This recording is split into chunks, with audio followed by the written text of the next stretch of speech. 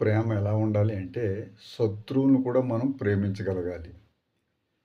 నేను రాత్రి మీటింగ్‌లో ఒక ఆవిడ ప్రార్థన అంతా అయిపోయిన తర్వాత చాలా స్పీడ్‌గా వచ్చి, "అయ్యగారు, నాకు చాలా బాధగా ఉందండి అయ్యగారు" అంటుంది. "ఏమ్మా ఏంటి నీ సమస్య" అంటే, "సమస్య నాది కాదు అయ్యగారు. నాకు పథకాలు ఏమి రాకపోయినా పర్లేదు. కానీ మా శత్రువుకి మాత్రం అన్ని రకాల పథకాలు, అన్ని రకాల దీవెనలు వస్తున్నాయండి. మీరేం చేస్తారో నాకు తెలీదు. నాకు రాకపోయినా పర్లేదు. ఆవిడకి మాత్రం రాకూడదండి. మీరు ప్రార్థన చేయండి" అంటుంది. ఇది కాదండి మనము దేవుణ్ణి కలిగి ఉండటం అంటే. దేవుణ్ణి నమ్ముకోవడం అంటే ఇది కాదు. ఈ పద్ధతి మన నుండి వెళ్ళిపోవాలి.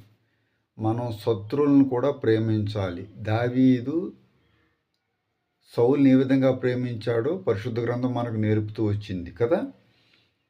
అతను పలుమార్లు అతని చేత చాలా తృణీకరించబడ్డాడు. చాలా హింసించబడ్డాడు. అయినప్పటికీ కూడా ఏ సమయంలో కూడా దావీదు సౌలు మీద ఎటువంటి అసహ్యం గానీ, కోపం గానీ అతడు కలిగి ఉన్నట్టుగా మనకు లేఖనాలు చూపించడం లేదు. కాబట్టి కనికరము, జాలి, దయ, ప్రేమ అనేవి ప్రతి క్రైస్తవుడు కలిగి ఉండాలి. ఇది ప్రతి క్రైస్తవుడని కాదు, ప్రతి మనిషి కలిగి ఉండాలి. ప్రతి మనిషి కలిగి ఉండేటట్టుగా మనం చేయాలి.